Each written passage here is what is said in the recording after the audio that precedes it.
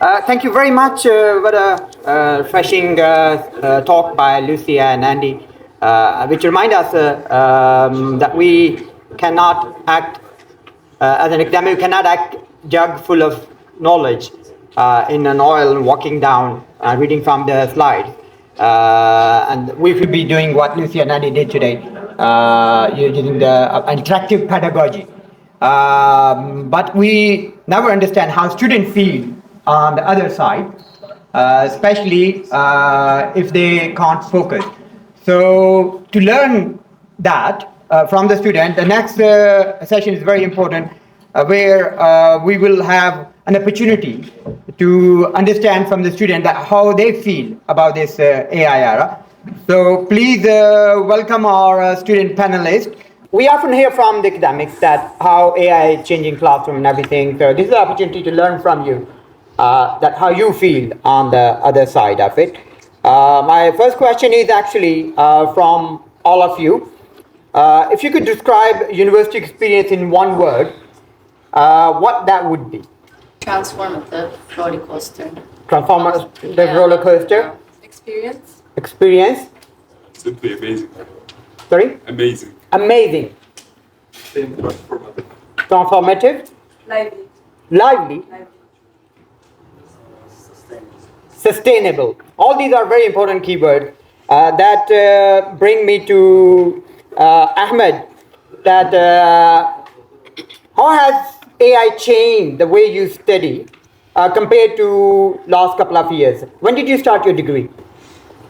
Since 2023. 2023. So it's been almost 2 years. Yes. Right. But in study, I can't use AI because our university consider AI as cheating. So it's the same. Anybody would like to respond to that? Do you think using AI is cheating, or it is just another tool to help you sort of like gather the knowledge and act on a higher thinking order where you can sort of like compare and analyze? It's always about how you use it, because years ago everyone thought Google was cheating, but it's all about how you use it. It's a method rather than a way of thinking. All right. So do you think that AI now giving you more thinking time? I mean, when you sat on the prompt, right, typing in your question, do you think you spend more time thinking about your assessment, or you spend more time doing the prompt? Thinking about the assessment more. While prompting, you just try the broad idea of yours, even if it's scattered. AI would just organize it for you in a way that you can understand what you are thinking in your head and give you more ideas about it in an organized way. Right. So there's an interesting research done by Higher Education Policy Institute at Oxford, where from 1,050 students, the question was asked, have you used AI in mock assessment? Now, above 90% responded, yes, we have. And let me ask you the same question. You can raise your hand. Have you actually used AI in mock assessment? Can we put the cameras down? So we guarantee your safety and you go back. Are you back sure? home. Yeah. Yeah, 100%. Everybody used that, right? Now, there was another question in that survey that how AI has impacted your ability to gain knowledge. And about 50% said that our grades are higher, for example, A plus, but our knowledge does not really demonstrate that. That they believe that their knowledge reflects that the grades are around, say, C or B plus, but the actual on the paper they get higher grade. Do you think that is the case in your situation? Yeah, actually, if anything, as they said before, I use AI more in a sense as a tutor, because when I'm learning for an exam, for example, I study and then I ask them to, let's talk about, for example, mathematics. Okay. I'm learning an equation. I don't only want to learn how to use the equation, I want to know why I'm using the equation. And with AI, it helps me do that immediately, and it makes it easier. So, in a sense, I see the future of humans as us. They want specialists. Anyone can use an AI. But when we're talking about the subject, anyone can write a subject and get an answer. But we want someone who understands that subject and use it in their field of work.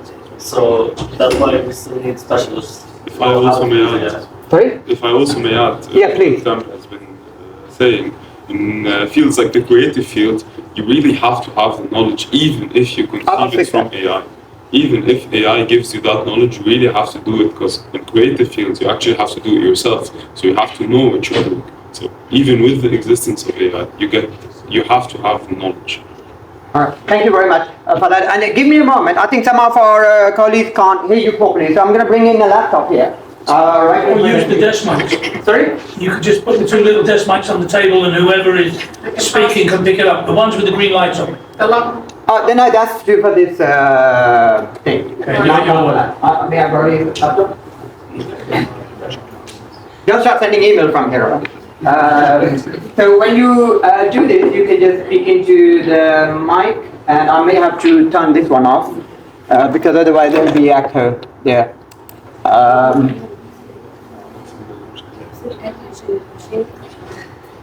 All right, that's better, I guess. All right, here you go. So that brings me to another question. What are the things do you think that AI cannot replace? Oh, that volume is off. Okay. Yeah. What are the things that in your student life? What are the things that AI cannot replace? I think a great teacher, AI cannot replace. All right. Because AI doesn't have human sense, doesn't have emotions, doesn't have feelings, and all of this is something related to humans. So I, like what I said, I don't think AI can replace a great teacher. So what is your definition as a student of great teacher? Someone who understands feelings and someone who can explain any information clearly, or Feeling? Are we talking about counselor here, or are we talking about the teacher? Is there a job now to process but I'm a tissues student, I'm a human. and try the shoulder as well? No, I'm a human. And Human, I understand. great teacher can know if the student have any problem, have Okay. anything. AI Maybe he can. means it's more about the needs, like seeing what the student actually needs, depending on their age, the audience defines many things, including the tone, the PowerPoints, the posters, anything. So maybe understand the age group that you're dealing with, and then you can address everything too. You always know a good teacher when we see them, like our professor. Yes. All right. Yes. Thank you. I totally agree that the teacher has to understand and put themselves in the student's shoes and bring themselves to the level. And every student is different. His learning needs are different. The way they understand is completely different. So we have to adapt our pedagogy to match that. Let me ask you another question. Does your lecturer in your institution discourage you or encourage you to use AI? Half and half. There's some of them that are adapting and telling us to use AI, especially in like lectures and essays. They tell us if we use AI to cite ourselves on what we used it for. Okay. And others say no, it's completely cheating and they disagree with us. Okay, so the one who asked you to cite it and come forward with what you have used it for, Yeah. do you see the difference between those teachers? The assessments are fundamentally different? Yeah. Yes. They try to adapt to the advancements in technology nowadays. I see. So in doing so, do you feel that you're part of the loop while you're learning, or is just AI creating an answer and teachers marking? You feel you go with the journey of learning curve? Yes. Okay. Yes. And the one that discourage you to use AI, what is the fundamental difference in that assessment that they discourage you not to use AI? Now, the ones that discourage us want us to be more practical, think for ourselves, Okay. instead of depending on the technology, which in a sense is also a positive. Okay. So I feel like there's a need for both. Right. Thank you very much. My next question is about the ethics of it. Are you okay? So we talk about the teachers. Let's talk about you. Let's say there's no guidance from the teacher. Do you actually, as a student, understand where you should and where you shouldn't use AI? No, No, we were never taught it. you never taught. Our students themselves, since at the beginning of AI, it was restricted, and later on, the educators have mentioned that it's supposed to be used with ethics, but no one actually explained the ethics of AI. Right. So you think there's no guidance and policy within the university, or do you think there is not enough information in course of briefs explaining you how to come about using AI while you delivering that assessment? It's not a university problem whatsoever. It's an international concept that has been introduced very recently. Therefore, there hasn't been much studies made towards it. So you don't really know as much as you think you do. Okay, so if university were to put up a course together to help you make the most of AI, what that course should look like, or what the topic do you expect university to include in that, to cover?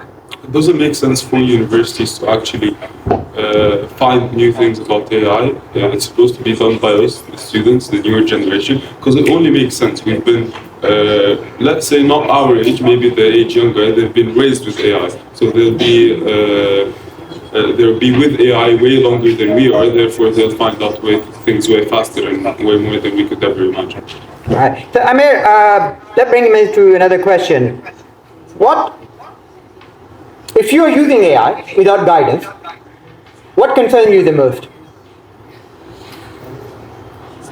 Without guidance? Yeah. At this point, AI just guides you itself. All right. It really doesn't count. So it's like an AI guidance. AI does everything. There's nothing AI can't do. So I can't really say without guidance. I could say without ethics, yeah, that could take a very, very dark turn. Especially if you're, for example, a computer science student and you know all the dark sides of technology, unlike myself. That could take a very dark turn. I see. So have you seen among the students any misuse of AI that you can quote here or examples? A lot. Especially computer science students. These kids are scary. They're scary. Whatever you say will stay here, will not leave the room. And we guarantee you there will be any further follow-up on this one by your teacher. So you can openly talk about that. If I could add. Yeah, without naming anybody. Yes, if I could add to that, multiple students, they misuse AI by making them generate their assignments without actually having the student understanding what they're actually doing for the assignment. So the student doesn't understand what they do. They only copy and paste and submit their assignment without thinking of what they actually submitted. As multiple students, at the end of the day, when they go to the lecture or the teacher asks them about what they actually submitted, they don't know how to respond back to them at the end of the day because they don't know what they copy and pasted because they didn't even read it or understand it. So they misuse AI by not thinking. They just copy and paste. Thanks for sharing that. It means we can't use the AI for assessment as well, so we may have to read it before we mark it. It may not be the same assessment as Andy mentioned earlier on. So if AI is teaching and AI is assessing, so we won't be in the loop anymore.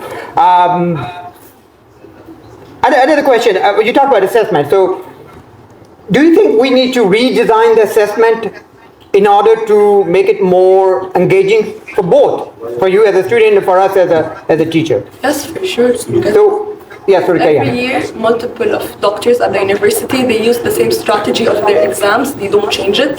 So for like 5 years follow-up, all of the doctors, they use the same type of exam. They use the same type of questions, the numbers that they give in the worksheets, without having the idea of creative thinking or using any different types of questions. At the end of the day, the students, they just memorize the things that they enter the exam without actually thinking of what they are writing or explaining to the doctor.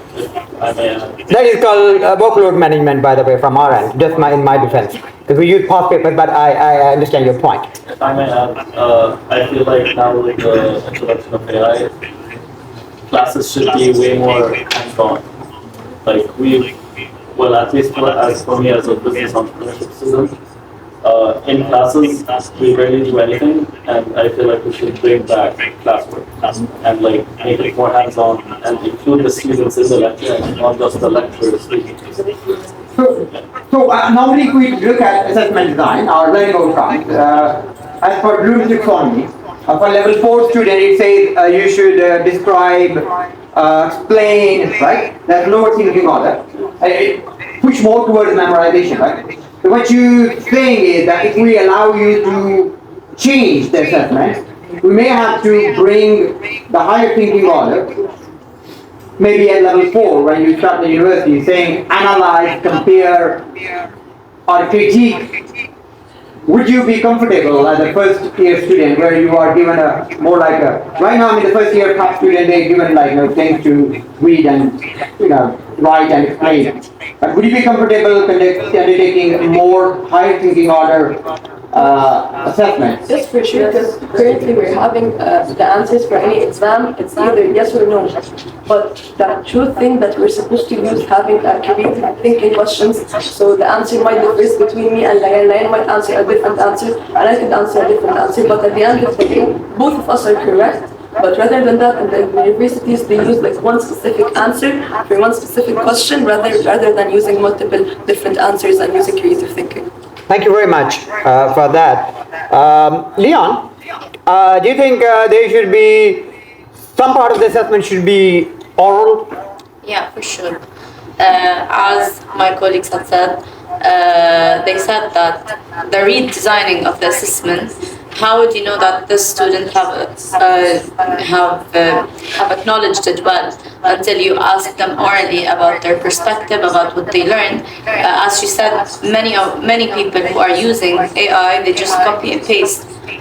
So how would you know perfectly that he noticed everything and acknowledged everything that he has taken and read? Right. So with this, maybe we have to, as a teacher, it put a lot of workload.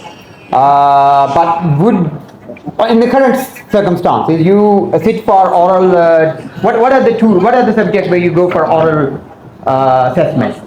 We rarely have oral exams. The only faculties that use oral may be pharmacy and dentistry, but other faculties like engineering or computer science or business, they rarely have an oral exam. Maybe if they have a presentation for a project, this is where they will speak, but using an oral exam and having convos and discussions between the doctors, this is rarely happens in engineering faculties. Yeah. I believe oral exams test articulation, not knowledge. So it tests how you can provide the knowledge you have, not the knowledge you have itself. I see. So not even FYP, you get a chance to do that in FYP final year projects. Do you get a chance? You are not there yet, of course. You're an early age. I think as you move along, you would definitely get into that. We're discussing a lot of things that what teachers should do, right? You are giving a lot of ideas. If I ask you a direct question, if you are in a classroom, what skills and capabilities or teaching pedagogy or material you want to see in a teacher? If you're sitting there and do you see this is fit for purpose anymore? Like, no, I'm standing here and you are in there and I'm talking 70% of the time, I'm still talking right now. Even in a panel, which I can't help. Or this has to change. Maybe I would prefer more about a discussion and one-to-one discussion, or the lectures or the outlines themselves, they are beneficial. I'm not saying that they aren't, but when going into the student with themselves and starting a conversation and going into a point where you'd understand that student that is understanding what you're saying and getting into your point, but you're getting that student step by step by the way of how you are approaching him and approaching your questions and discussion to him and the idea itself. Interactive communication is key. I think some doctors should know they have to explain the slides, not just read it. Yeah. Okay? Because I can read the slides. As an engineering student, there's some doctors just read the slides, and depend on the TA and tutorial to explain the information and to Some people would prefer attending a class and studying, and some people would prefer studying alone. I love studying on my own, and I think I get better results if I study on my own. But other people would rather attend the class and learn from the teacher to like get the knowledge. So Right. it's very subjective. I see. And do you think in the future, or do you think it's better that if AI and teacher can work as a colleague, like we just had an amazing talk from Lucia and Andy. So if one teacher is there and there's maybe a robot, maybe in the form of chatbot or maybe in the form of any other tool that you are using on your laptop, and they're collaborating with each other. One is trying to speak, another one is keeping student awake, or vice versa. Would that work? Now, I think what universities will do in the future. I think each university will make its own AI prompt. Prompt. This AI will be accessible only by students and teachers, and they'll be able to give that AI model the curriculum or the syllabus of the students, and it will be able to teach them and give them the knowledge. Like an interactive like So- website or something. So let's say, are you saying that our dean may upload the curricula to AI So- and create a digital twin of Depending on how the Teacher. student wants to be taught, Exactly. the website or the app or the thingy will teach the student depending on the university's prompt. And Would also, say so. like, going back to your topic about it doesn't always get the best answer, but the most prominent answer. If you train that AI and give it the answers, it will be better for the students and for the teachers, I don't think, in my opinion. I don't think so, because I think the relation between the student and the teacher, it's a relation depends on respect, not just you, because you tell me correct answers. I know AI will be more correct, but it's a message. It's a message from the teacher to the student. AI, like what I said, it will be more correct, but I don't think this is the old thing. right. So how best in the current, and do you see this a lot of change happening, because they're talking about now super AI, that AI is actually training AI and writing 70% of code of Claude is being written by agents. So it's going to get better and better. How much time you feel that by the end of your, we have until we go to the next stage that you are mentioning, and what transformation you see from the industry side in next 2 to 5 years? Or do you have any knowledge about that? Are you any insight? As a software engineer, for me, I feel that AI might replace my job in future workplaces, because AI could write a code or a whole website in just seconds, while it could replace most of the majority of the coding or work problems of the AI. So from my perspective, at the end of the day, AI could replace some certain jobs, but not all of them in the next 5 years. Okay, But so majority of them might be one of the software engineer students who write code. that's very interesting, because a lot of parents now think the computer science is the future. And Jensen Hogg and you also saying that there won't be any coder in the future. We Because might need it- coders at the end of the day for bugs, or if we have any critical issues that AI might not solve and we need an actual human being to solve it. But this will become more or less each year after AI is increasing. As you can say, Claude, write a code for you, or a whole website or a PowerPoint generates for you in less than 5 seconds. So this could replace multiple of high technician jobs in the future. Yeah. If I go back a couple of years, for a typical software engineer, the career was like, okay, you start as an internee, you work with a senior, either database designer or analyst. Analyst was the one who had like experience of 10 years, and he was the one who talked to the client and understand the problems. And then he designed everything and I gave it to the coders, junior coders, to deliver that.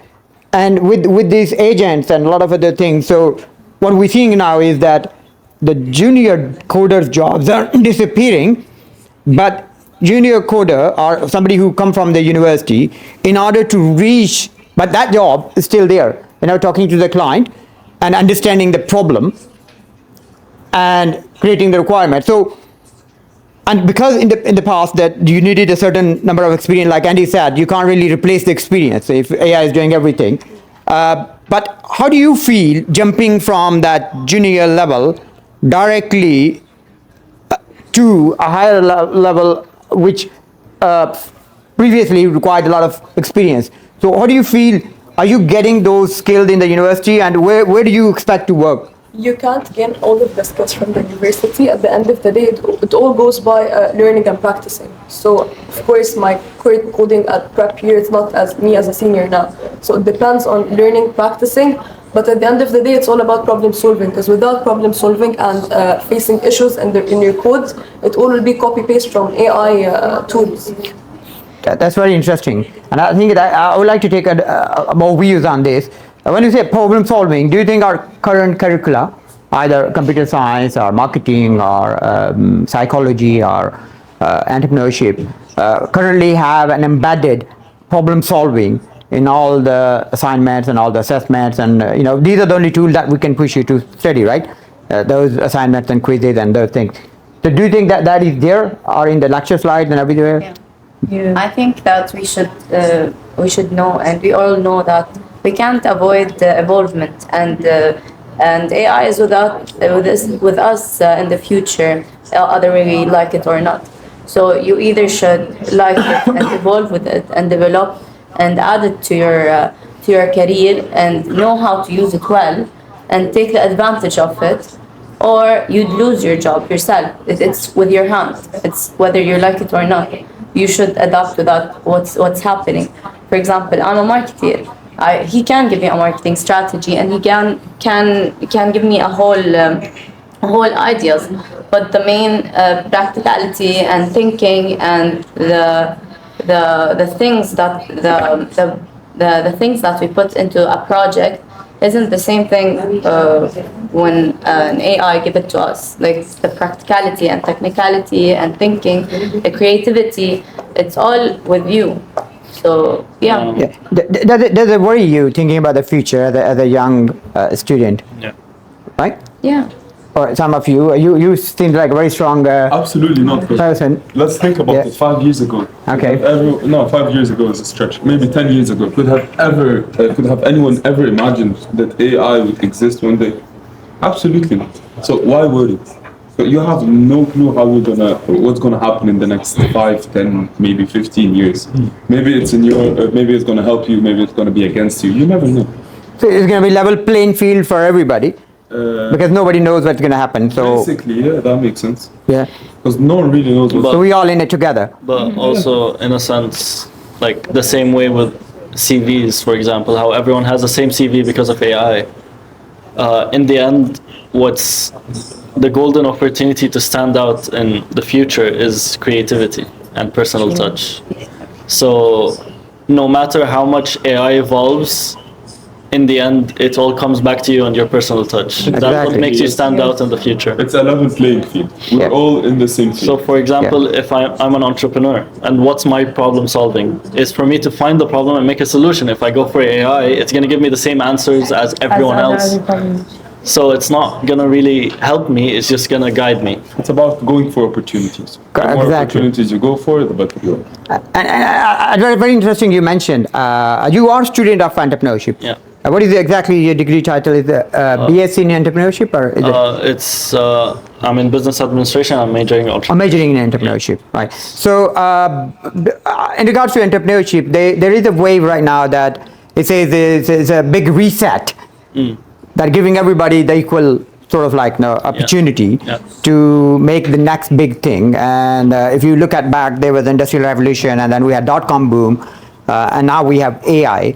What opportunities as an entrepreneur you see as a young student who is graduating? Now, as you said, it's an even playing field. Yeah. But in the end, it's who strives to learn and evolve with this technology is the one who's going to thrive. For example,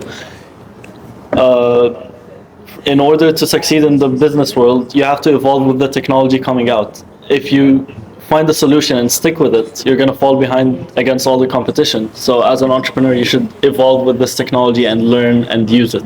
Right. Doesn't it give you like a bit more faster pace now? Yes. If anything, it helps you gain the information that you've never had. And unfortunately, yes, as a cost, there's going to be less employment since you don't need them as much. But I think in the future, there's going to be way more jobs other than the existing ones now. So. They're going to be, that's again an interesting point, that they're going to be less employment, but in the future they're going to be more jobs. No, hopefully. Which one is it? I'm getting confused here now. Right now, I feel like the employment is decreasing because of the need of the employees, unfortunately, because the AI is doing their job. But of course, it's costly. AI is costly. It's not as cheap as people think. Having an AI run a business is very expensive. So let's say you pitched yesterday, right? During the Dragon Den. Yeah. Let's say I give you £50,000. Yeah. Right, which I don't have, by the way. Yeah. But I'll ask my school to do that. Yeah. Would you hire more? How would you divide that? Would you buy cloud tokens and buy more tool, or would you hire physical people? I would definitely hire specialists, but I wouldn't hire as many like employees under them. Maybe one or two. For example, a marketeer and like 2 assistants, and a lead developer and like 3 assistants. Because now AI is doing the job of 10 people, for example. So. He's just making you feel better. Yeah. I know he's gonna buy the token. It's just, look, I can't sugarcoat it. This is like the future. But that's what we need, blunt answer, right? Yeah. So this is what it's for. So yeah. Are you currently, you are engaged in business right now, right? Yeah. Yeah. So, and you told me the other day that you don't feel comfortable sharing that in public, but without sharing your actual business. Yeah. How much of that business is being run by AI, and how much by you, and how much by other employees? Do you have any employee there? Huh? Have you employed anybody in the business? Not yet, no. Not yet. So it's AI, Yeah. right? Okay. And you're using, which tools are you using for that? Up till now, like, I'm still building the framework, so I didn't really start the business. So Okay. it's just me and like AI. Yeah. Exactly. Okay. So we should be worried about our job, right? Yeah. Let's move on from that scary topic, right? Because I'm feeling a bit anxiety with this one. Let's move on to the fact that all of that what is said, how do you feel that universities are preparing you to face that future that we just discussed? No, I think at our university specifically, we're not really encouraged, as you mentioned before, we're not really encouraged to use AI in the proper way because we were never taught how to smartly and ethically use it. And so we've been forcing it into our projects and into our assignments, thinking that it's a good thing and that we're smart or using it smartly, but then at the end of the day, we're not being taught how to smartly use it. And so we can misuse it sometimes and we don't know why. I see. And would it help if there is within a university, there's another department? But obviously there's a counseling department right now in the university. If you feel anxiety, you feel any problem, you can go to that safe place and you can talk, right? Yeah. Have you ever used anybody? Okay, you're not going to say this publicly. But she's a psychologist too. Oh, you are psychologist. Exactly. Oh my God. My bad. We should go to her. Exactly. Let's okay, so I think this is an interesting one. You graduate and let's say you apply for a role within the university as a counselor. Right? Do you feel in order to provide counseling, your degree need to equip with you the new type of anxiety like what we were talking about? Definitely. This is very important. Being up to date and being open-minded about new types of theories or new types of knowledge overall. This is very, very important because these are people's lives. I'm not a kid anymore. I am treating people for real. It's not haha and it's fun. It's not fun anymore. It's serious. So it's definitely important to always be up to date and to always care about people because these people matter and they come to me for a reason, and this is important. Yeah, I remember in my days when I was growing up, you had a different issues and anxieties and depression and those things that usually when you're growing up you have a lot of pressure of studies and other things. But do you think that is changing now? Like, do you see a patient coming to you and say, "Oh, AI or Claude broke my heart, or GPT broke my heart"? Actually, yes. It asks me to Actually, pay subscription. there's been many researchers that AI tools overall, AI tools are made to support your prompt. So whatever you're gonna tell the AI tool, it's gonna support what you're saying, and it will tell you what you want to hear, not what should be done. So basically, there has been a lot of studies mentioning that suicide issues and wrong diagnosis and many wrong things, because it's not meant for medical purposes. It's meant for everyday use, business startups, asking like about general facts and stuff like that. So I do believe that AI tools, when it comes to this kind of medical stuff, it's not really the appropriate use for it. And this is where we talked about where not to use and where to use AI. I think we should stop here. I would say this isn't the first time this happens.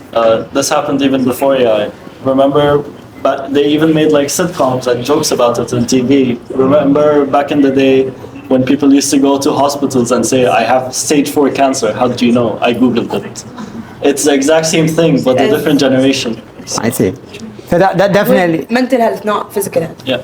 So any of you using AI as a counselor? No. No? I would never. Yes. I would. Why is that? Because you're talking to a robot, and he doesn't have a emotional intelligence. He doesn't. Yes. Like he will just, as she said, give you what you want to hear, not what should be It's true, heard. he's just gonna use a database stats and he's just gonna answer you the most common answer and give it to you depend on your question. Yeah. At the end of the day, it's not even that much secure. At some of the AI agents, they share these. Why info. would someone else have my life story? Like Exactly. You're worried about the data then again. Even WhatsApp chats are not Safety. secured enough. So why am I doing this? Yeah, I'm also worried in case my wife sees my password to GPT, I'm completely done. The sort of a question I asked GPT is like, I never want anybody to see that. Now, coming back to, let's talk about your experience at summer school, right? Yeah. How was it? Did you learn anything interesting or anything more towards, it's titled as, entrepreneurship in AI era. And be careful, I still hold your certificate. And I may use this as a pay rise. A very intelligible and knowledgeable professor that taught us during the summer school. I don't recall that. I think it was Dr. Muddathir or something. If we can give Thank you. Final question, right? Before we imagine, close your eyes. Imagine this is 2035, right? Tell us what the universities will look like in 2035. And that's a question to audience as well. Anybody can respond to that, right? Will there be lecturer exist? That was a tricky one, isn't it? Like, give me. Let me ask. I think there will be, because it has been there for many years since the beginning of this process.